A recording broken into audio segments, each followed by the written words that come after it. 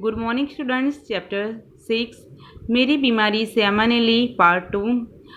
आगे का थोड़ा रिवीजन कर देते हैं कि यह जो चैप्टर है वो हरिवंश राय बच्चन जी ने लिखा है। वह उनकी आत्मकथा क्या भूलूं क्या याद करूं उनमें से एक अंश लिया गया है। ये उनकी आत्मकथा में से लिया गया है तो उनके बारे में है कि वो एक बड़ी बीमारी से जूझ रहे थे। उनकी घर की आर्थिक परिस्थिति अच्छी नहीं थी, फिर भी वह बीमारी में पूरा शरीर जो बुखार से तप रहा था, फिर भी वह स्कूल पे जाते थे, ट्यूशन के लिए जाते थे और अपना घर परिवार चलाते थे। तो आगे का हम देखते हैं कि मरने से मुझे डर नहीं था, वह मुझे कठिन भी नहीं लगा। कठिन लगा मरने के पहले जीना, पूरे आराम के अर्थ होंगे ट्यूशन छोड़ दूँ, स्कूल से छुट्टी ले लूँ, ज़्यादा लूँ और बगैर तनख्वाह के लिए तैयार हो। फिर घर का खर्च कैसे चलेगा? शालिग्राम केवल अपनी तनख्वाह के बल पर घर नहीं चल सकता। कल उनकी बदली हो सकती है, तब वे एक पैसे भी घर भेजने की स्थिति में न होंगे। महंगी महंगी दवाइयाँ कहाँ से आएगी?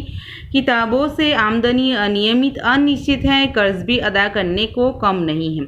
तो यहाँ पे वो कहते हैं कि वो सोचते हैं कि अगर वो स्कूल में जाना छोड़ देंगे, छुट्टी ले लेंगे, ट्यूशन नहीं करेंगे तो घर कैसे चलेगा, घर में पैसे कहाँ से आएंगे, क्योंकि वो उनकी बीमारी है, महंगी महंगी दवाई आती है और कोई घर में कमाने वाला नहीं है, तो घर कैसे चलेगा। श्यामा ने मेरी बीमारी सुनी तो वो काँप उठी, पर तुरंत संभल गई, दृढ़ भी हो गई, जैसे उनके पल भर में अनुभव कर लिया कि उनका कांपना मैं सहन न करूंगी। श्यामा उनकी पत्नी ने जब पता चला कि वह एक बड़ी बीमारी से जूझ रहे हैं तो पहले तो घबरा गई, फिर ठीक हो गई, क्योंकि वह सोचती थी कि वो घबरा जाएंगे तो फिर उनके पति जो है वो भी टूट जाएंगे। इस खबर से मेरे माता पिता को लकवा सा मार गया। पिताजी धैर्यवान व्यक्ति थे, उन्होंने मुझे कहा कि घबराओ नहीं, हम घर बैठकर तुम्हारा इलाज करेंगे। शालिग्राम असमर्थ था कि एक सांस लेकर रह गए। मैंने कुछ दिनों के लिए ट्यूशन और स्कूल से छुट्टी ले ली। किताबों की बिक्री से कुछ रुपये पड़े थे, उनसे दवाई मंगवा ली और चारपाई पर लेट गया। श्यामा की सेवा साकार हो गई। तो वो कहते हैं कि डॉक्टर से कहने और उनकी माता पिता को जब पता चला तो उनको लकवा मार गया। फिर पिताजी ने धैर्यवान थे, वो हिम्मत वाले थे, तो उन्होंने कहा कि तू नौकरी और स्कूल ट्यूशन बंद कर दो, हम तुम्हारा जो इलाज है वो घर पे बैठकर ही करेंगे। तो फिर उन्होंने छुट्टी ले ली और घर पे बैठ के आराम किया। और वह कहते हैं कि श्यामा ने जो सेवा की उनसे वो सेवा भी साकार हो गई। डॉक्टर ने निश्चित होकर आराम लेने के लिए कहा था। जब बहुत कुछ करने को रहता था, चिंता के लिए समय ही कहा था, अब तो चिंता ही चिंता करने को भी थी। विशेष चिंता भी मुझे सिर पर चढ़े कर्ज की थी। मेरा इलाज हो या न हो, पर कर्ज की किस्तें हो तो जानी ही चाहिए। उनकी नियमित अदायगी के साथ मेरी खास जुड़ी थी, उसका जाना मेरे मरने से पहले ही मेरी मौत होगी। तो वो कहते कि घर पे तो वे बैठ गए थे, नौकरी नहीं जाते थे, स्कूल पे नहीं जाते थे, लेकिन उनको चिंता थी घर कैसे चलेगा। और फिर उनकी दवाइयाँ भी इतनी महंगी आती थी। उसके बाद उन्होंने कर्ज लिया था, कर्ज जो बढ़ता जाता था। तो वो कहते कि अगर मैं मर जाऊँ तो कोई बात नहीं, लेकिन पैसा उधर नहीं रहना चाहिए। श्यामा के लिए मैं पारदर्शी दर्पण था। उसने पूछा, किसी बात से चिंतित हो? चिंता ही खा रही रहेगी तो दवा क्या लाभ पहुंचाएगी? तो पारदर्शी दर्पण था, यानी कि श्यामा को पता चल गया था कि वो चिंता में है, वो चिंतित है। तो वो पूछते हैं कि क्या आप किसी चिंता में बढ़ रहे हो, आपको कोई चिंता है, कोई चिंता खा रही है? तो कहते कि आप अगर घर पे बैठे हो और चिंता करते रहोगे तो फिर जो डॉक्टर ने दवाइयाँ दी हैं तो उसका कोई असर नहीं होगा। मैंने कहा, टैक्स सोसाइटी से मुझ पर 400 कर्ज है, करीब 100 अन्य मित्रों के। उसने जो उत्तर दिया उसके मैं चौंक पड़ा और सहसा उठकर उसे घूमकर देखने लगा, जैसे श्यामा को एक बार फिर से पहचानने की ज़रूरत हो। उसने कहा, कर्ज तो मैं तुम्हारे मरने के बाद भी उतारूंगी, तुम उनकी चिंता छोड़ो। मैं सोचने लगा, श्यामा ने वज्र ही अपनी छाती पर रखकर यह वाक्य कहा होगा, मुझे चिंता मुक्त रखने के वह क्या नहीं कर सकती। तो वो कहती है कि तुम इनकी चिंता छोड़ दो और आराम करो, आपको कर्ज है, उनकी चिंता है, तो ये चिंता छोड़ दो। अगर आप मर जाओगे तो उसके बाद भी मैं आपका जो कर्ज है वो उतारूंगी। मरने के लिए जो मैंने अपने आप को छोड़ दिया था वह मुझ एकदम गलत लगा, मुझे अपने लिए नहीं तो श्यामा के लिए जीने का संघर्ष करना चाहिए। श्यामा के लिए मैंने जीवन में कुछ नहीं किया, कभी करने के योग्य नहीं रहा। अब यदि मैं उसे ऐसी स्थिति में छोड़ जाऊं तो वह मेरे मरने पर मेरा कर्ज उतारने की चिंता करे तो मुझसा जघन्य अपराधी कौन होगा। नहीं, मैं श्यामा के लिए चिंताएं नहीं छोड़ जाऊंगा, जीने का रास्ता खोजूंगा, जीकर अपनी चिंताएं समाप्त करूंगा। एक रात जैसे मेरे कानों में किसी ने कहा, एक रास्ता अब भी है। तो वो कहते हैं कि मैंने श्यामा को यानी कि उनकी पत्नी के लिए पूरी ज़िंदगी भर कुछ नहीं किया। तो वो कहते हैं कि मैंने कुछ उनके लिए किया नहीं और मैं मर जाऊँ और जो कर्ज है वो बाकी रह जाएगा और मेरे मरने के बाद भी वो किस्तें भरती रहेगी। तो ये चिंता मैं उसके लिए छोड़ के नहीं जा सकता, यानी कि मैं ये कर्ज उनके लिए छोड़ के नहीं मर सकता, इसीलिए मुझे श्यामा के लिए, उनकी पत्नी के लिए जीना होगा। वो फिर कहते हैं कि मुझे एक रात मेरे कानों में जैसे आवाज़ लगी कि एक रास्ता है। 15 दिन के ही इलाज में अपना बटुआ खाली हो गया था। मैं कदापि नहीं चाहता था कि पिताजी घर को हाथ लगाए, अपनी वृद्धावस्था में शांति से बैठने को चाहे, उनको भूखे नंगे ही बैठना पड़े। उन्होंने एक शरण स्थल बनाया था। मैं उससे उन्हें चिंतित करने का कारण नहीं बनाना चाहता था, पर यह भी नियति का एक व्यंग्य है कि मेरे माता पिता दोनों में से किसी को अपनी छत के नीचे अपनी अंतिम श्वासें छोड़ने का योग नहीं बना था। न जाने राम कहाँ लागे माटी पर उस समय में कैसे जानता। और एक दिन मुझे वह रास्ता दिखाई दिया जिस पर अपने बल पर चलकर मैं अपनी चिंताएं समाप्त कर सकता था। किसी के लिए, विशेषकर श्यामा के लिए, मैं कोई चिंता नहीं छोड़ूंगा। इस संकल्प से मुझे दृष्टि भी दी, बल भी दिया।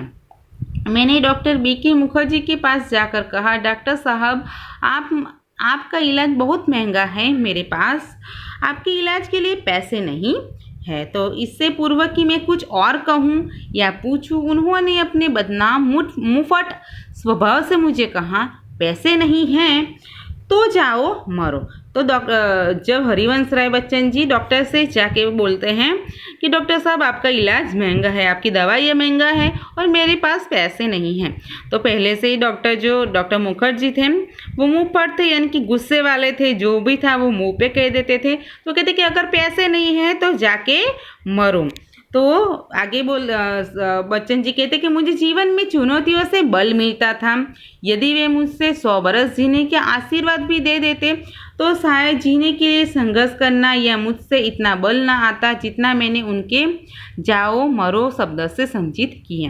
तो यहाँ पे लेखक कहते हैं कि उन्होंने जब यह कहा कि अगर पैसे नहीं हैं तो जाओ और मरो, तो लेखक कहते कि मुझे चुनौती, यानी कि मेरी जो परीक्षा होती थी, मुझे जब चुनौती मिलती थी तो मुझे उनसे बल मिलता था, मेरा शरीर उनसे लड़ने के लिए करता था।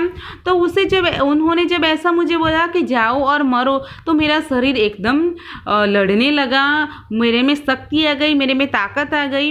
और ऐसी ताकत अगर वो ऐसा बोलते कि आप 100 वर्ष जियो फिर भी मुझे मेरी ऐसी ताकत मेरे शरीर में न आती जितनी ताकत उन्होंने ऐसा बोला कि जाओ और मरो उनसे आई है। लड़कपन में मेरे पड़ोसी बाबू मुक्ता प्रसाद ने लुई कुएं के पानी की इलाज से मुझे परिचित कराया था। मेरी ऐसी बीमारी के लिए ठंडे पानी के टब में भरकर सिट्रस बाथ लेने का विधान था। एलोपैथिक में क्षय के रोगी को दूध, घी, मक्खन, अंडा अधिक से अधिक दिया जाता है। कुएं के इलाज में चिकना मना था। फिर सिर्फ कच्ची सब्जियां, फल, भीगे चने, गेहूँ आदि पर रखना था। न दवा कुछ खर्च, न खुराक पर कुछ खर्च। यही इलाज तो मेरी स्थिति में अनुकूल था और कामकाज साधारण किए जाना था।